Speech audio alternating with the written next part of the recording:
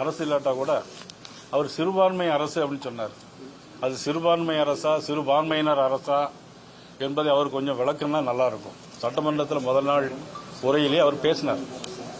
நாங்கள் சிறுபான்மையினர் அரசு அப்படின்னார். அது எதை மீன் பண்ணி சொன்னாருங்கிறது எங்களுக்கு தெரியல. அப்புறம் கடந்த கால திமுக அரசாங்கத்திற்கும் இப்ப நடக்கிற இந்த அரசாங்கத்திற்கும் ஒரு வித்தியாசமும் இல்லை. இந்த ஆட்சி 10ஆம் தேதி பதவியேற்றாங்க. இன்னைக்கு தேதி 10, அதில் ஒரு 20 நாள், இதில் ஒரு எத்தனை நாள் ஆச்சு? 3 நாள் ஆச்சு. 23 நாளிலையும் 25 கற்பழிப்பு சம்பவங்கள் தொடர்ந்து நடந்துகிட்டே இருக்கு. எல்லா இடத்துலையும் கஞ்சா நடந்துகிட்டே இருக்கு. படுகொலைகள் பாத்தீங்கன்னா படுகொலை மட்டும் 15க்கு மேற்பட்ட படுகொலைகள்,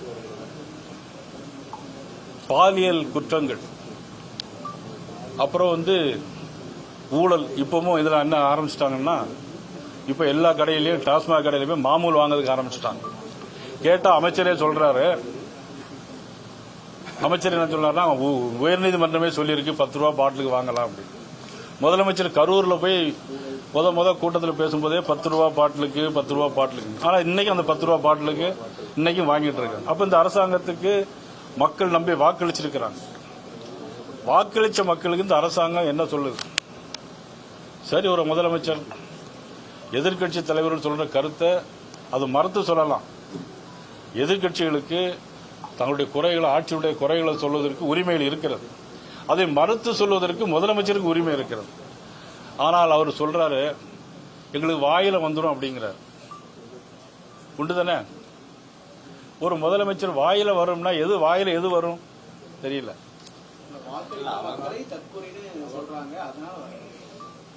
மக்களை யாருமே மக்களை தற்கொலைன்னு சொல்லல. எனக்கு உங்களுக்கு வாக்களித்தால் அவங்க நல்லவர்கள், எனக்கு வாக்களித்தால் தற்கொலை. மக்களை பற்றி யாரும் குறை சொல்லல. எவர் எப்படி சொன்னாலும் ஒரு முதலமைச்சர் பொறுப்போடு உணர்ந்து கொள்ள வேண்டும். நீங்க சொல்றது எது வேணாலும் சொல்லலாம். ஒரு முதலமைச்சர் வாயில வரும் அப்படிங்கறத ஒரு தமிழ்நாட்டு மக்கள் அவருடைய கொச்சைப்படுத்தியான வார்த்தை. அது இனிமேல் முதலமைச்சர் அதை தவிர்த்துக் கொள்ள வேண்டும். இணையமைச்சராக போறதா நீங்க ஒரு பரபரப்பான பேச்சு ஒரு பக்கம் போயிட்டு இருக்கு. நான் டெல்லிக்கு போயிட்டு வந்தேன். எங்களுடைய அகில இந்திய பொதுச் செயலாளர் மட்டும் பார்த்துட்டு வந்தேன். பட் இது குறித்து எனக்கு எந்த விதமான கருத்தும் எதுவும் வரல. நீங்க தான் சொல்றீங்க. நேற்று எல்லா தொலைக்காட்சியிலும் பேசப்பட்ட பொருள் இதான். தொலைக்காட்சியில தானே எல்லாமே பேசப்படுது. அதனால தான் அவர் கேட்காரு. இல்ல, அது பற்றி எனக்கு எதுவும் தெரியும். தேர்தலுக்கு முன்பாக ஒரு கவுன்சில் கூட ஆகவில்லை விஜய். அவர் பேச வேண்டாம். நீங்க இப்ப அவர் டைரக்டா ஒரு முதலமைச்சர் ஆயிட்டாரு. எப்படி பாக்குறீங்க? உண்மையில் அது ஒரு ஆச்சரியமான விஷயம் தான். இன்னும் ஆச்சரியத்தில் இருக்கு. அவருக்கே ஆச்சரியத்தில் இருக்கு. எப்படி ஜெயிச்சோம்னா எனக்கு இல்ல, அவருக்கு ஆச்சரியம். இன்னும் அப்படியே தானே அசம்பிளியில் இருக்க, எதுவும் பேசவே இல்லை.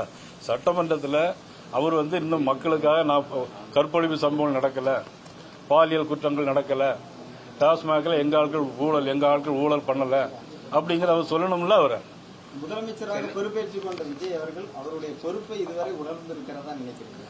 இதுவரை அவர் பொறுப்பை உணர்ந்து நடந்திருக்கிறதாக எனக்கு ஒன்றும் தெரியும். ஏன்னா இன்னைக்கு எலக்ட்ரிசிட்டி போர்டில் சென்னை அண்ணா சாலையில் உள்ள தலைமை அலுவலகத்தில் பார்த்தீங்கன்னா எலக்ட்ரிசிட்டி போர்டில் அங்கே ஹார்ட் டிஸ்கே காணாமல் போயிருக்கு. டெண்டர் விட்டதில் 400 கோடி ரூபாய்க்கு மேல ஊழல் அப்படிங்கிறாங்க. இந்த 20 நாளைக்குள்ள ஹார்ட் டிஸ்க் காணாமல் போனா இன்னும் எத்தனை நாள் இருக்கு? சொல்லியிருக்காரு அமைச்சர், தெளிவா சொல்லியிருக்காரு. இதுக்கு முன்பு இருந்த அரசோட உதவியோட அதிகாரிகள் யாராவது, ஊழியர்கள் யாராவது இன்னைக்கு அரசாங்கம் யாருடைய அரசாங்கம் நடக்கும்? இதுக்கு முன்பு இருந்து ஊழல் பண்ணாங்க, சரி நீங்க கண்டுபிடிங்க. இன்னைக்கு அரசாங்கம் யாருடைய அரசாங்கம் நடக்கு? மதிப்புக்குரிய திரு ஜோசப் விஜய் அவருடைய அரசாங்கம். அதுல யாருக்கும் மாற்றுக்கிறது. அதுலதான் இன்னைக்கு களவு போயிருக்கு. களவு போனதான் நான் சொல்றேன் தவிர அதுக்கு முந்தி ஊழல் நடந்த பத்தியோ இப்ப நடந்த பத்தியோ நான் சொல்லல. குற்றச்சாட்டை முன்வைக்கிறார். குற்றச்சாட்டுகளை எல்லாம் அவர் தன்னுடைய பொறுப்பில் அக்கௌண்டபிலிட்டி அவர் இதுவரைக்கும் எடுத்துக்கொள்ளல அப்படிங்கிறது எதை காட்டுது? நிச்சயமா அவருடைய அது எப்படின்னா அவருடைய முதலமைச்சர் பொறுப்பில் அவர் தவறி இருக்கார். விஜய் அரசு பொறுப்பேற்ற பிறகு இந்த இருமொழி கல்விக்குள்ள இன்னும் ஸ்ட்ராங்கா இருக்காங்க சார். மும்மொழி கல்வி இன்னும் அதாவது எல்லாருமே இந்த நாட்டை பொறுத்த மட்டும் ஒரு விஷயம் தெளிவாக வச்சிருக்கு. எந்த மொழியாக இருந்தாலும் இஷ்டப்பட்ட மொழியை படிக்கிறதுல எந்த தவறு இல்லை. எல்லா மொழியிலையும் காவியங்கள் இருக்கு, காப்பியங்கள் இருக்கு, புதினங்கள் இருக்கு. ஒவ்வொரு மொழியை படிக்கும் போது ஒவ்வொரு மொழியில் உள்ள விஷயங்களையும் அறிவார்ந்த விஷயங்களையும் எல்லா விஷயங்களும் நம்ம எடுத்துக்கிடலாம். அதனால மொழியை படிக்கிறதுல வந்து இது ஒரு இருமொழி கொள்கைன்னு அந்த காலத்திலிருந்து பேசிட்டு இருக்காங்க. அண்ணாமலையே எதிர்த்திருக்காரு. 6 வருஷம் இருக்கு, அதுக்கு முன்னாடியே கொண்டு வந்திருக்காங்க. மத்திய அரசு அவ்வளவு அவங்க என்ன சொல்லியிருக்காங்கன்னா, மதிப்புக்குரிய அண்ணாமலை அவர்கள் சொன்னது வந்து 30 வருஷம் வர வேண்டி இப்போ தபால் வந்திருக்கு அப்படின்னு சொல்லியிருக்காரு. தவிர அதையும் நம்ம மீடியா தான் எல்லாமே பெருசாக்கிட்டு இருக்கிறாங்க. டெல்லிக்கு போயிருக்கீங்க. டெல்லிக்கு போனது உங்க பொதுச் செயலாளரை மட்டும் பார்த்தேன்னு சொல்றீங்க. மாண்பு பிரதமர் ஐயோ அல்லது உள்துறை அமைச்சரோ பார்ப்பதற்கான வாய்ப்பு இல்லையா? அதற்கான முயற்சி நீங்க எடுக்கலையா? அவங்க உங்களை இழைக்கலையா? இல்ல, நான் போனதே மதிப்புக்குரிய நம்ம வேளாண் துறை அமைச்சரை பார்க்க தான் நான் போயிருந்தேன். அப்போ அவங்க பார்த்துட்டு, அதாவது ஃபெர்டிலைசர்ஸில் ஆர்கானிக் பயோடெக்னிக்கில் பயோ உரங்களை எப்படி கம்மி பண்ணி கொண்டு வரலாங்கிறதுக்காகத்தான் அவரை சந்தித்து நான் பேசியிருந்தேன். அந்த சமயத்தில் பொதுச்செயலாளரையும் பார்த்துட்டு நாங்கள் நேரே வந்துட்டோம். விஜய்க்கும் காங்கிரஸ் கட்சிக்குமான உறவு ஏற்கனவே ஒரே ஒரு நாடாளுமன்ற மாநிலங்களவை ஒரு வாய்ப்பு இருந்தது. அதையும் காங்கிரஸ் கட்சியிடம் தாவேகா விட்டு கொடுத்தது. காங்கிரஸ் கட்சியை வளர்ப்பதில் தாவேகா உறுதியா இருக்கிறதா? காங்கிரஸ் கட்சியினுடைய பினாமி கட்சி மாதிரி தான் அநேகமாக இருக்குதுன்னு நினைக்கிறேன். ஏன்னா இன்னைக்கு ஒரு முதலமைச்சராக பதவி ஏற்கும்போது முதலமைச்சர், அமைச்சர்கள் மட்டும்தான் அதில் இருப்பாங்க, கவர்னர் இருப்பாங்க. ஆனால் இன்னைக்கு காங்கிரஸ் கட்சியினுடைய தலைவரே வந்து இன்னைக்கு ராகுல் காந்தியே வந்து அந்த போட்டோவில் கூட இருந்து போட்டோ எடுக்காரு. பதவியேற்பாளர் கூட இருப்பது வந்து அது வந்து இதுக்கு முன்பு அது நடைமுறையில் கிடையாது.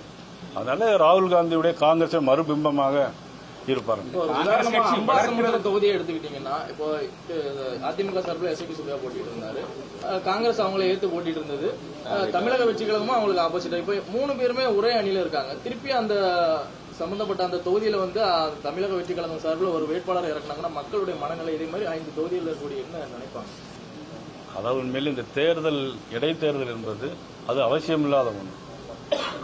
இடைத்தேர்தல் வரலாம். ஒருத்தர் இறந்து போன பிறகு ஒரு தொகுதியில் ஒருத்தர் இறந்து போகலாம், அல்லது ராஜினாமா பண்ணியிருக்கலாம், உடல்கள் முடியாமல் ராஜினாமா பண்ணியிருக்கலாம். அப்போ இடைத்தேர்தல் வரலாம்.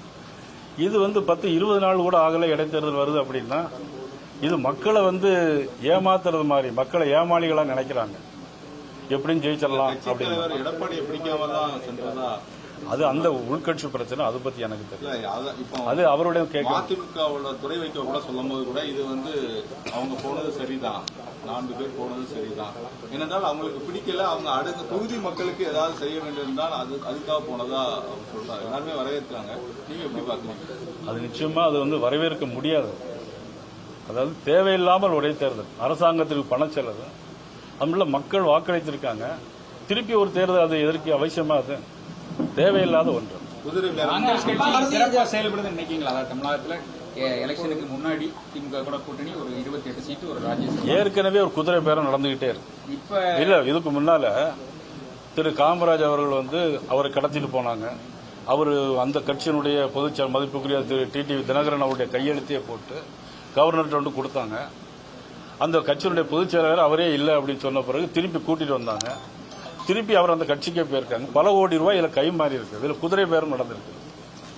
காங்கிரஸ் கட்சி எலெக்ஷனுக்கு முன்னாடி திமுக கூட கூட்டணி 28 எம்எல்ஏ, ஒரு ராஜ்யசபா. இப்ப தாவேகா கூட ஆட்சியில பங்கு, இப்போ ஒரு ராஜ்யசபா.